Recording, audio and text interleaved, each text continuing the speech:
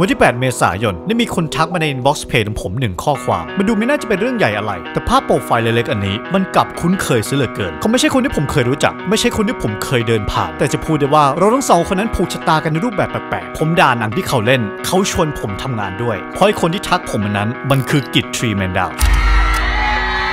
เป็นนักร้องอาชีพแล้วเป็นนักร้องของมหาวิทยาลัยไหมมีวงของตัวเองชื่อวงอะไรครับสวัสดีน้องๆสวัสดีครับสวัสดีค่ะนี่คือ 3 Man Down นะคะศิลปินเบอร์แรกจากค่ายจีนแหละอันดับ2นะครับได้แก่วง 3 Man Down คนนี้เกิดมาเป็นสตาร์เราเชื่อแบบนั้นเราเชื่อบอกว่ารอได้ผมเห็นค่ายเนี่ยเป็นร้านสะดวกซื้อผมอยากได้เชลที่วางถุงยางครับพี่โอเควันนี้เราก็จะมาคุยกันถึงเพลงไหนบอกเลิกแล้วของศิลปินที่เรียกว่าวัยรุ่นทั้งประเทศก็ต้องรู้จักแหละทั้งประเทศเลยทั้งประเทศต้องทั้งประเทศแล้วจังหวะนี้3 Man Downครับผม3 Man Down ครับผมทีอะไรนะ3 Man Down พร้อมแล้วนะครับขอเสียงดังๆให้กับ3 Man Down อีกทีครับผม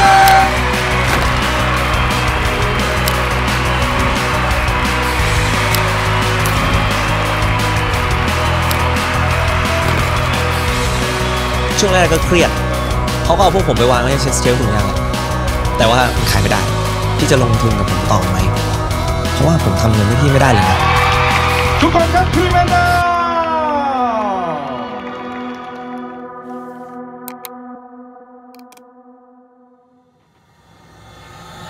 คุณคงจะสงสัยครับว่ามันมีคนที่ให้เขาให้จ้างตั้งเยอะแยะทำไมเขาถึงเลือกผมมึงรู้จักวงเขาหรือเปล่ามึงฟังเพลงเขาไหมทำไมเขาถึงเลือกมึงได้สปอยครับนอกเหนือจากความสามารถในการเล่าเรื่องของผมที่มันโดดเด่นมากๆจนคนในวงเขาเลือกแล้วเนี่ยครับผมยังเป็นคนนอกที่ไม่รู้เรื่องอะไรเกี่ยวกับวงนี้อีกด้วยใช่ไหมผมดูเป็นคนอย่างนั้นเหรอผมดูเป็นคนที่ไม่เคยฟังเพลงไทยมาก่อนเนาะที่ไม่ดาวผมก็รู้จักฝนตกไหมแล้วก็โอเคกูยอมแพ้และในจุดประสงค์ของวงเนี่ยครับเขาอยากที่จะเซฟโมเมนต์เซฟเมมโมรีในส่วนตรงนี้ก่อนที่จะไปสู่คอนเสิร์ตใหญ่3 Man Down กำลังจะมีอัลบั้มที่2แล้วนะครับและมันค่อนข้างที่ดีพอสมควรผมไม่ได้พูดเพราะผมได้เงินแกรมมี่หรอกนะครับนิดนึงมันมีส่วนนิดนึงและในเมื่อผมได้รับหน้าที่ตรงนี้แล้วมันก็สำคัญสำหรับผมครับที่ผมจะบอกว่า3 Man Down นั้นมันเริ่มต้นขึ้นได้ยังไงแล้วทำไม3 Man Down มันเกิดขึ้นภายในอาทิตย์เดียวมันง่ายอย่างนั้นเลยอ่ะเพราะว่าเราเจอคนที่อยากเอาชนะชีวิตเหมือนกันเราใช้วิธีการตะโกนเนี่ยบ้านๆเลยผมตะโกนในงานปฐมนิเทศเลยว่าใครเล่นดนตรีบ้างวะมีใครอยากเล่นดนตรีบ้าง ถามไปเรื่อยมึงเล่นดนตรีบ้างวะใครเล่นดนตรีบ้างวะกูเล่นหมารวมได้ไหมเชื่อไม่มีใครเล่นดนตรีเลยวะ ออกไปห้องน้ำเจอคนหนึ่งดูบุหรี่ก็เลยถามว่ามึงเล่นดนตรีป่าวะเล่นดิกูตีกองเปิดเทอมตั้งวงกันนะเปิดเทอมมาโทรไปบอกว่าไม่ได้แล้วว่ะกูทำวงกับเพื่อนช่วงมัธยมอยู่กูต้องไปเล่นกับมันแต่เดี๋ยวกูส่งมือดีไปมึงไปรอที่ร้านกาแฟนี้ชื่อร้านฮันนีมูนอยู่ที่มองเทพก็ไปนั่งไอเต้ก็เดินมาแล้วเขาบอกว่าข้างนอกมีเพื่อนรออยู่ชื่อตูนมึงมาเป็นคู่เลยอ่ะกูเตะกับตูนเว้ยก็เลยไปห้องซ้อมกัน3คนครับเทสเสียงเทสเพลงเทสแนวที่ชอบพารามอร์บิงมีเฮริสันประมาณนี้แหละเฮ้ยมึงโอ้โหมึงชอบเหมือนกูเลยว่ะเฮ้ยใช่เหรอดีโอ้โหกูหาคนฟังแบบนี้มานานมากแล้วเทสพวกเรานี่ดีนะนักร้องกองกีตาร์เราจะหามือเบสจากไหนวะเฮ้ยมือเบสอะไม่ต้องห่วงเต้ก็เลยดึงโอมมาและโอมก็ถามว่ากูเรียนไก่เซ็งไอเซ็งคือมีคีย์บอร์ดคือมันอยู่โรงเรียนเดียวกันแต่คนละวงเนี่ยกูเรียนไก่เซ็งมึงจะเอามือคีย์บอร์ดได้ปะมึงเอาไปด้วยเลยโอ้โหมาแพ็คคู่เลยนะมึงเนี่ยก็ไอเซ็งก็เลยติดมา3 Man Down มีจุดร่วมทำไมถึงเป็น3 Man Down พวกคุณมี5คนมันคือวง3วงที่หายไปไงมันกลายมาเป็นวงนี้อันนี้อยู่วงหนึ่งนี่อยู่วงหนึ่งนี่อยู่วงหนึ่งอันนี้อยู่วงอะไรฮะชื่อวง Umbrella Slider ครับ Umbrella Slider ร่มลื่น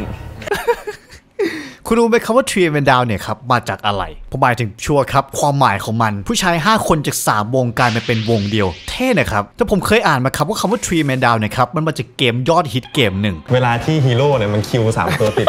รู้เลยติดเกมสัตว์Announcer ก็จะพูดว่า3 Man Down แต่ว่าเรามาเปลี่ยน3 Man Down I repeat 3 Man Down กูก็ว่าแล้วทำไมมันคุ้นจังนี่น่าจะเป็น history ของชื่อวงและการแถให้มันออกมาเวิร์กที่เจ๋งที่สุดแล้วครับความสามารถเฉพาะตัวของเด็กติดเกมผมบอกให้คนครบชื่อวงเรียบร้อยรออะไรล่ะครับเวทีประกวดเพลงแรกของ3 Man Down 5 Gum สวัสดีครับพวกเราวง3 Man Down นะครับก็นี้เตมือกลองครับผมกิตร้องนำครับนี่โอมมือเบสครับเสงมือคีย์บอร์ดครับตูนมือกีตาร์ครับ ก็คลิปนี้เป็นคลิปแนะนำตัวนะครับเพื่อใช้ลงประกวดแข่งขันดนตรีหมากฝรั่ง 5 นะครับเพลงของพวกเราก็ใช้เพลงผจญภัยนะฮะเรียนเล่นมาจาก Mrs. Love นะครับผลงานจะเป็นไงก็ไปรับชมได้ครับผมสวัสดีครับเป็นใจมองดูฟ้าก็เป็นใจมองดูท้องทะเลก็ยังไม่เราใช่ไหมฟังสิโลกกระซิบว่าไม่ต้องกลัวอะไรมันจะมีงานหนึ่งเลยที่แบบอยู่ในใจของพวกเราเลย Spicy Dish ครับ Melody of Life แล้วก็ประกวดของเรามาอย่างเงี้ยแหละขึ้นไปเล่นเพลง cover แล้วก็รับตังค์กลับบ้านขึ้นไปเล่นเพลง cover รับตังค์กลับบ้านแบบนี้มาตลอดจนงานนั้นผมไม่รู้ว่ามันเป็นงานโชว์เคสกูขึ้นไปเล่น cover ในฐานะที่คนอื่นเขาเล่นเพลงตัวเองใช่มีพี่คนหนึ่งเป็นทีมงานของทาง Spicy Dish เขาเดินมาบอกว่าโก้มึงมาเพราะให้รู้ว่าข้างนอกเขาเป็นยังไงกลับไปทำเพลงตัวเองก็เลยเลิกประกวดเลยครับไม่ประกวดอีกแล้วแล้วจะทำแต่เพลงตัวเองผมแบบไม่อยากเป็นแบบนั้นอีกแล้ว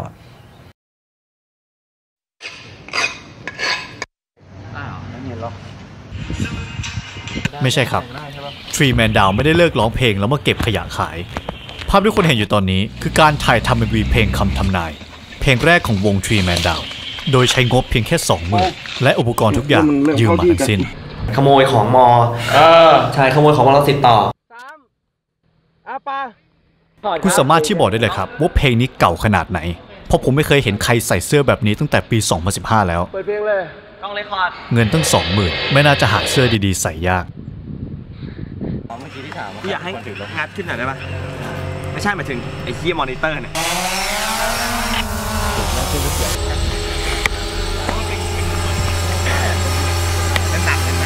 เร็วว่ะโอ้ยเท่อันนี้ก็สวยนะแต่อันนี้มันต้อง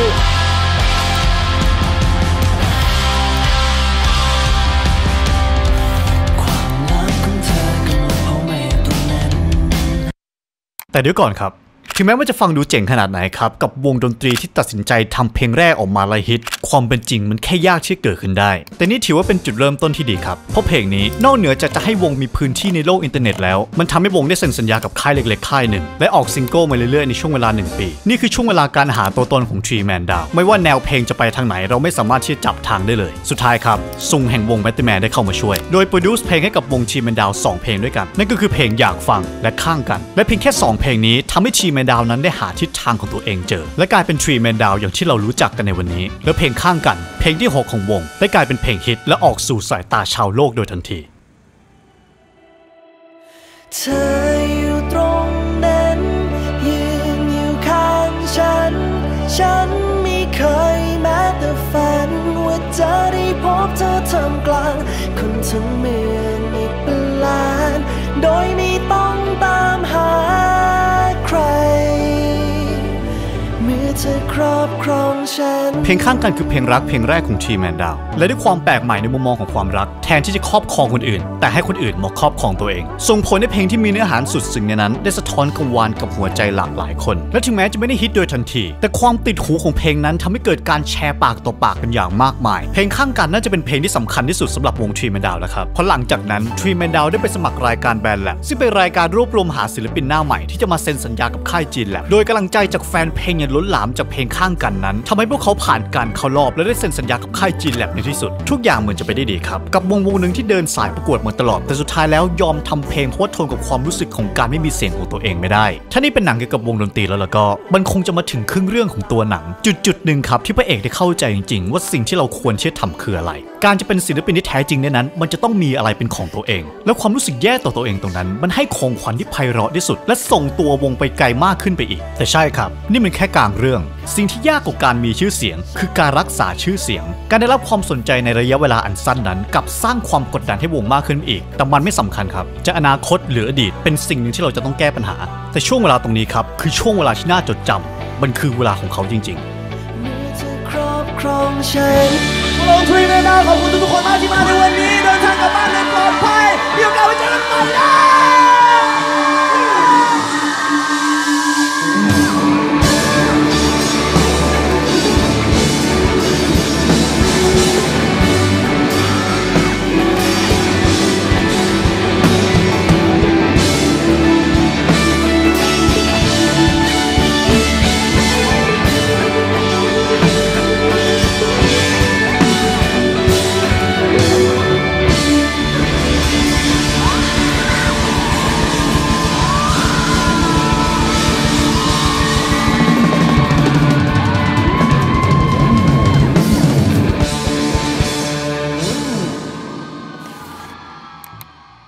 วัสดีครับ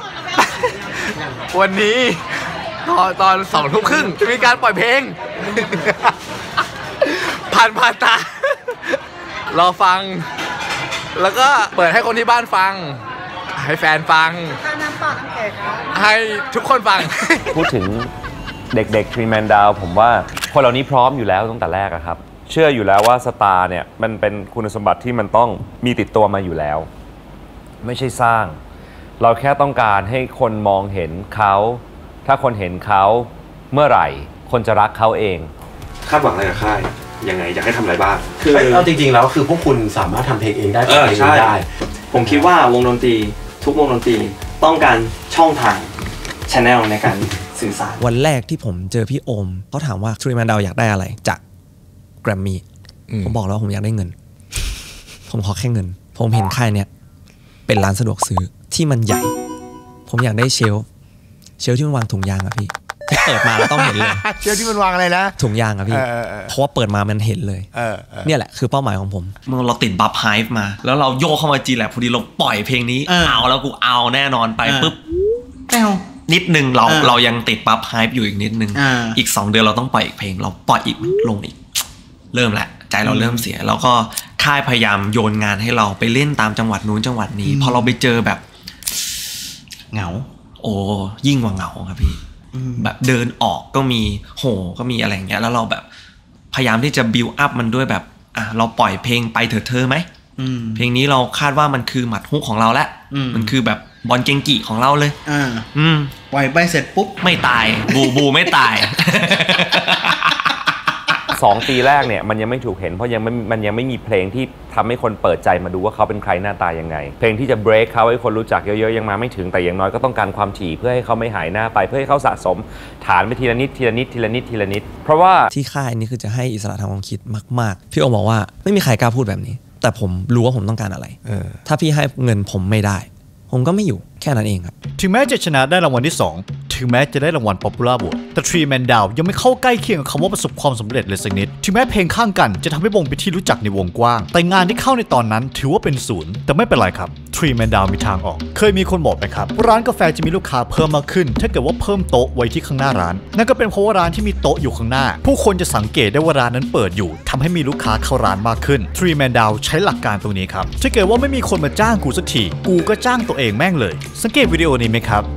มันเหมือนคนจ้างใช่ไหมแต่ไม่ใช่ครับเขาจ้างตัวเองมันเหมือนคุณเดินเข้าร้านไปแล้วบอกว่าผมจะเล่นเพลงที่ร้านคุณแต่พี่ไม่คิดว่าร้านกาแฟมันจะต้องมีดนตรีสดในร้านนะคะเพลงนี้ฮิตมากพี่ผมบอกเลยการันตีลูกค้าเพียบแต่พี่ไม่มีตังค์จ้างวงนะคะเล่นฟรีครับแต่ถึงจะมีงานเข้ามาบ้างแล้วเพลงฮิตก็กลายเป็นเพลงเคยฮิตในสมัยที่อะไรก็เปลี่ยนแปลงไปไวแบบนี้การแข่งขันเริ่มสูงขึ้นเรื่อยๆมีวงใหม่ๆเพลงใหม่ๆอยู่ตลอดเวลาในขณะที่3 Man Down นั้นไม่ว่าจะออกซิงเกิลมามากเท่าไหร่ก็ไม่เคยจะได้รับผลตอบรับเท่าเพลงข้างกันที่ตนเคยได้ความกดดันขนาดนี้ในระยะเวลาขนาดนั้นมันก็คงไม่แปลกครับที่ความกังวลมันจะเพิ่มขึ้นเรื่อยๆช่วงแรกก็เครียดเขาก็เอาพวกผมไปวางไว้ในเชลฟ์ถุงยางแหละแต่ว่ามันขายไม่ได้มันมีครั้งหนึ่งที่เด็กเคยคุยกับเราว่าแบบผมรู้สึกเหมือนผมเอาเปรียบพี่เลยมันผมใช้เงินพี่ไปเรื่อยเปื่อยแล้วก็ไม่สำเร็จสักทีนึงพี่ยังจะลงทุนกับผมอยู่หรือเปล่าผมก็เริ่มปรึกษาเขาบอกว่าพี่จะลงทุนกับผมต่อไหมเพราะว่าผมทำเงินให้พี่ไม่ได้เลยนะผมรู้ว่ามันคือ business เราต้องเข้าใจนายทุนด้วยสิ่งที่เขาพูดมันดูเหมือนว่าน้อยใจเกรงใจเป็นห่วงไม่แน่ใจแต่ในขณะเดียวกันเรากลับรู้สึกว่าเรากับเชื่อเขาหมดใจเลยคนนี้เกิดมาเป็นสตาร์เราเชื่อแบบนั้นเราเชื่อบอกว่ารอได้พี่อมก็บอกว่ามึงไม่ต้องมาเสือกเป็นห่วงเรื่องของกูทำงานของมึงไปหลังจากนั้นอีก1 เดือนนะฮะเรากลับไปทำอะไรที่มันสนุกดีกว่าก็เลยเกิดเป็นฝนตกใหม่ครับฝนตกใหม่นี่คือใช้ความสนุกของวงเข้าแรกไม่สนใจอะไรทั้งสิ้นแม่งจริงวันนั้นไม่ต้องดราม่ากันก็ได้มั้งรออีกแป๊บนึง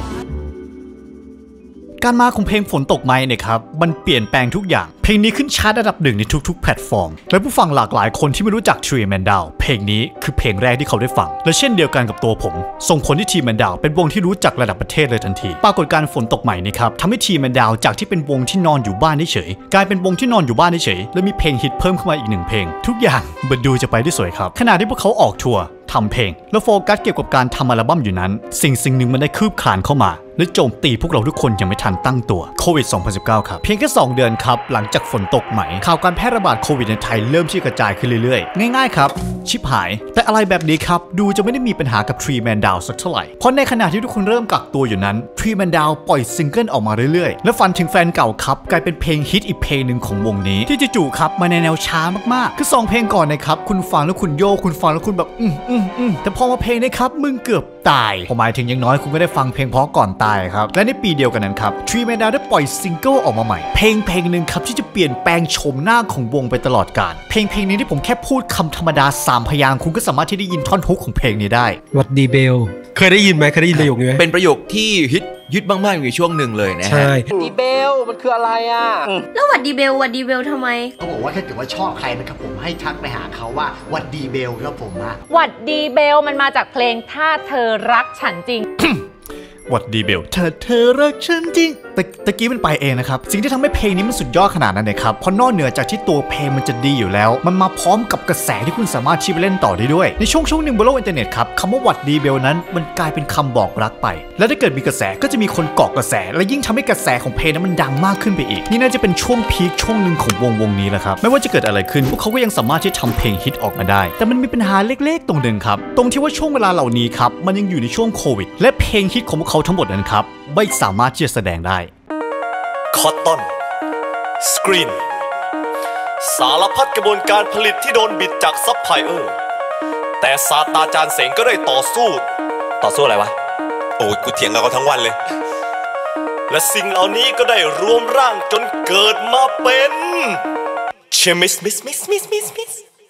มาแล้วขายเสื้อ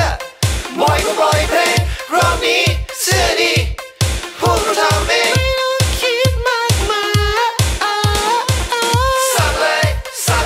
ช้าหมดนะจ๊ะจำเป็นหรือเปล่าครับที่ตูนจะต้องดำขนาดนั้นคุณจะเชื่อผมไหมครับในจุดนี้ถ้าเกิดผมว่า Three Man Down ได้รายได้ขายเสื้อมากกว่าเล่นเพลงนี่คงจะเป็นใน Three Man Down แล้วมั้งครับ คือคุณทำอะไรไม่ได้ครับทุกครั้งที่คุณทำอะไรเนี่ยมันเกิดโควิดขึ้นมามันแบบปล่อยเพลงปุ๊บแมนโควิดมาอีกแล้วนี่คงจะเป็นแมนใน Three Man Down แล้วครับไม่ต้องถามในส่วนของดาวนะครับผมนึกไม่ออกตำดาวในหนังทุกเรื่องที่กิจเล่นนี่ใช้ได้ป่ะครับถูกต้องครับคุณอาจจะไม่เคยรู้จักหรือไม่เคยฟัง Three Man Down เลยแต่คุณอาจจะเคยเห็นนักร้องนำในหนังเรื่องต่างๆถ้าถามว่าหนังทั้ง3 เรื่องนี่ครับดีไหมพูดได้บอกว่ามันไม่ใช่แนวผมแล้วกันเอาอย่างนี้เมื่อจุดหนึ่งครับที่วงไม่มีรายได้เข้ามาเลยกริดครับที่เคยมีประสบการณ์การแสดงโฆษณาตั้งแต่วัยเด็กก็เลยใช้ความสามารถในการแสดงของเขาเนี่ยครับหารายได้เข้าวงโดยหนังเรื่องแรกครับดีฟเป็นหนังไซไฟแนวหนูทดลองที่คุณจะต้องห้ามหลับเป็นอันขาดโดยกริดเนี่ยครับรับบทเป็นเด็กติดเกมเรื่องต่อมาครับ The Up Rank หนังครอมดราม่าที่ลูกค้าจ้างคุณเล่นเกมเพื่อเพิ่มแรงโดยกริดเนี่ยครับรับบทเป็นเด็กติดเกมสุดท้ายคือหนังฮอร์เรอร์ครับเทอม2สยองขวัญผมไม่เคยดูเหมือนกันครับแต่เดานะครับเขาน่าจะเป็นเด็กติดเกมแต่โดนผีหลอกผมอยากที่เล่าตรงนี้เพราะว่ามันคือสาเหตุหลักครับที่ผมกับ Three Man Down สามารถที่จะทำงานร่วมกันได้และก็บ่งบอกถึงความ influential ของวงในส่วนหนึ่งแต่ที่สำคัญครับมันเป็นหลักฐานของการปรับตัวของวงนี้ในสถานการณ์ต่างๆและทำให้ผลลัพธ์ของมันนะครับออกมาดีขึ้นเชิง Legion Beta Paradox นะครับกับการที่โควิดมันเกิดขึ้นมาและทำให้ Three Man Down ไม่สามารถที่ออกไปเล่นเพลงของตัวเองได้ส่งผลให้คนในวงจะต้องช่วยกันซัพพอร์ตวงด้วยการทำอะไรต่างๆไม่ว่าจะไปเล่นหนังโปรดิวซ์เพลงให้กับวงอื่นหรือเปิด YouTube Channel และทำให้ชื่อเสียงของ Three Man Down นะครับออกไปไกลมากขึ้นแต่สิ่งที่น่าสนใจที่สุดครับก็คือการสร้างแรงกดดันต่อวงเพราะถ้าเกิดโควิดมันเริ่มที่จะจางแล้ว Three Man Down จะทำอะไรต่อไปเพราะทุกทีที่ฉันมองหน้าเธอมันก็เปล่ากลายเป็นเขาฉันยังคงมีแต่เขาในใจฉันยังคงมีแต่เขาเพราะว่าทุกทีที่ฉันกอดเธอไว้ฉันแค่เหงาไม่อยากให้เธอต้องปวดร้าวรีบไปจากฉัน